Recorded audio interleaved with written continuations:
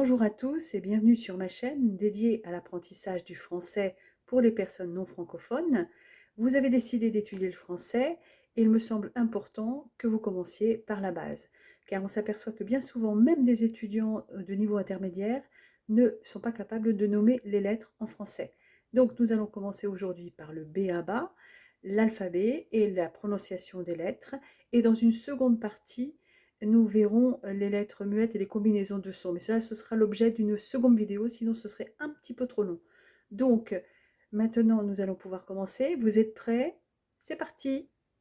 L'alphabet français comporte 26 lettres, 6 voyelles et 20 consonnes que nous allons énumérer ensemble. A, B, C, D, E, F, G, H, I, J, K, L, M, N, O, P, Q, R, S, T, U, V, W, X, Y et Z. Les lettres en rose correspondent aux voyelles. Il en manque une, me direz-vous. Il s'agit en fait du Y qui, la plupart du temps, est considéré comme une voyelle, mais qui est parfois considéré comme une consonne. Et les lettres en jaune sont donc les 20 consonnes. Nous allons maintenant revoir chaque lettre et le son qui est associé en y ajoutant un exemple pour chacun des sons. A se prononce A, comme dans abricot. Le B se prononce B, comme dans le mot balle.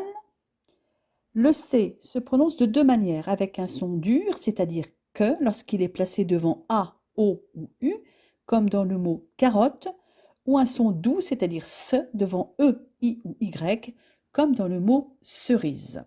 Donc, deux sons pour le C. Ensuite, la lettre D se prononce D, comme domino. Le E se prononce de nombreuses manières différentes, notamment s'il comporte un accent, mais nous verrons les accents par la suite. Pour l'instant, nous allons voir le E sans accent, qui se prononce soit E comme dans cheval, soit est comme dans le mot mère. Donc déjà, deux prononciations différentes, même sans accent. Le F se prononce F comme dans fusée. La lettre G se comporte comme le C, puisqu'il a un son dur, c'est-à-dire G devant A, O et U, comme dans le mot gâteau, ou un son doux, c'est-à-dire J devant E, I et Y, comme dans le mot girafe. La lettre H est particulière puisque c'est une lettre muette, comme dans le mot hibou. Vous trouverez cette lettre à l'écrit, au début ou au milieu d'un mot, voire à la fin, mais elle ne s'entend jamais à l'oral. Le H est toujours muet en français. Ensuite, la lettre I se prononce I, comme dans le mot il.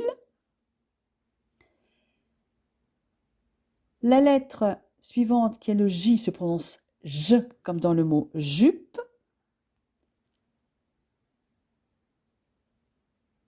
La lettre K se prononce que, comme dans le mot kangourou. Le L, quant à lui, se prononce L, comme dans lit, tout simplement. Et la lettre suivante, qui est le M, se prononce me, comme dans le mot mur. Là encore, aucune difficulté. La lettre N se prononce N, comme dans le mot ni. Le O se prononce soit O, un O fermé, comme dans orange, ou un O ouvert, comme dans le mot coq. Le P se prononce P, comme dans pomme, et le Q se prononce que, comme dans le mot quai. La lettre Q, lorsqu'elle est au début ou au milieu d'un mot, est toujours suivie de la voyelle U. Cette lettre Q peut aussi se trouver à la fin d'un mot, comme dans le mot coq que nous venons de voir. Le R se prononce R, comme dans rue. Le S se prononce de deux manières. Il se prononce se au début d'un mot, comme dans le mot sac, ou lorsqu'il se trouve entre une consonne et une voyelle, comme dans le verbe insérer. Il se prononce ze lorsqu'il se trouve entre deux voyelles, comme dans le mot rose. La lettre T se prononce T, comme dans le mot table. Le U se prononce U, comme dans le mot usine. La lettre V se prononce V, comme dans vélo. Et la lettre W se prononce V, comme dans le mot wagon, c'est-à-dire dans des mots d'origine allemande, ou bien se prononce W, comme dans le mot kiwi, c'est-à-dire dans des mots d'origine britannique, le plus souvent. Le X se prononce de deux façons, X comme dans le mot box, ou X comme dans le mot xylophone, ou encore le mot exemple. La lettre Y peut se prononcer I comme dans stylo et est alors considérée comme une voyelle, ou bien YE dans des mots d'origine étrangère comme le mot yaourt, ou encore dans des noms de pays comme le Yémen. Il est alors considéré comme une consonne. Et enfin, nous avons la lettre Z qui se prononce Z comme dans zèbre. Nous allons maintenant répéter ensemble les lettres de l'alphabet. A, B, C, D, E, F, G, H, I, J, K, L, M, N, O, P, Q, R, S, T, U, V, W, X, Y et Z. Alors, il est important de signaler qu'en français, les lettres sont du genre masculin.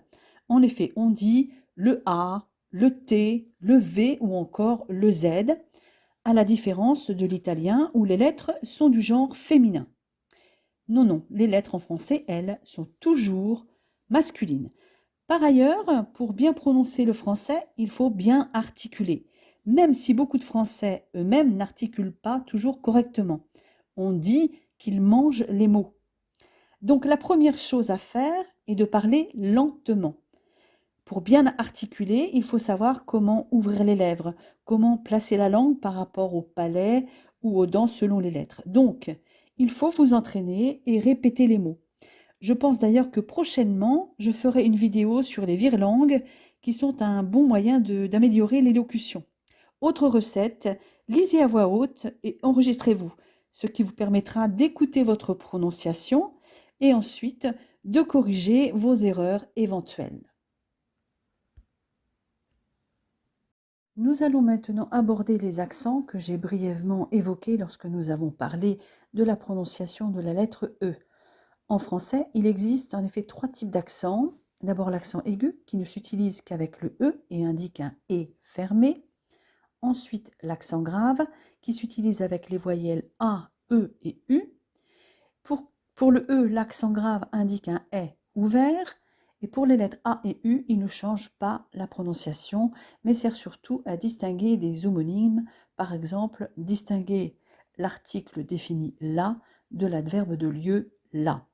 L'accent circonflexe, lui, s'utilise avec toutes les voyelles sauf le Y. Il indique une voyelle dont la prononciation est un peu allongée et lui aussi sert à différencier des homonymes. Le A, accent circonflexe, se prononce A, c'est-à-dire un A postérieur. Le E, accent circonflexe, se prononce E, un E ouvert, c'est-à-dire l'équivalent du E, accent grave. Le O, accent circonflexe, se prononce O, c'est-à-dire un O fermé. En revanche, la prononciation du I et du U avec accent circonflexe ne change pas avec la présence de l'accent. Mais surtout, je voulais signaler que dans de nombreux cas, l'accent circonflexe indique que le mot contenait une autre lettre, aujourd'hui disparue. Par exemple, le mot bâton se disait baston en ancien français. Et le A, accent circonflexe, remplace le AS de l'ancien mot baston. Il est important de noter que l'accent en français ne marque jamais l'accent tonique. L'accent tonique existe bien en français, mais il n'est marqué par aucun signe orthographique à l'écrit. La syllabe qui est marquée par l'accent tonique est seulement caractérisée par sa durée un peu plus longue et un très court silence en fin de mot, car en français, l'accent tonique est sur la dernière syllabe. Par exemple, dans le mot ordinateur, l'accent tonique est sur la syllabe teur. Et si le mot se termine par une syllabe muette, l'accent tonique sera sur l'avant-dernière syllabe écrite, comme dans le mot voiture. Autrement dit, il se trouve sur la dernière syllabe que l'on entend à l'oral, la dernière syllabe écrite étant muette. Nous allons donc maintenant voir les différents sons. Donc le E accent aigu se prononce E, un E fermé, comme dans école. Puis le E accent grave se prononce E, c'est-à-dire un E ouvert, comme dans le mot père. Et enfin, le E accent circonflexe se prononce également E, c'est-à-dire un E ouvert, comme dans le mot tête. C'est l'équivalent donc du E accent grave. Il est à noter que dans un même mot, vous pouvez trouver plusieurs accents identiques, comme dans le mot sévérité, qui a 3 accents aigus, ou bien différents, comme dans le mot élève, qui a un accent aigu et un accent grave. Enfin, pour finir cette diapo, pour le A, le I, le O ou le U, avec accent grave ou accent circonflexe, eh bien la prononciation reste inchangée, elle n'est pas modifiée. Nous allons voir maintenant d'autres signes orthographiques. Et tout d'abord le tréma, caractérisé par 2 petits points que l'on trouve uniquement avec les lettres E et les lettres I, et qui indiquent que l'une des voyelles est détachée dans la prononciation de celle qui la précède. Par exemple, M-A-I tréma S se prononce maïs. Il ne se prononce pas mais. Les deux mots n'indiquent pas la même chose. Maïs est une céréale et mais est une conjonction de coordination. Même chose avec le mot Noël, les deux voyelles sont bien séparées du fait de la présence du tréma.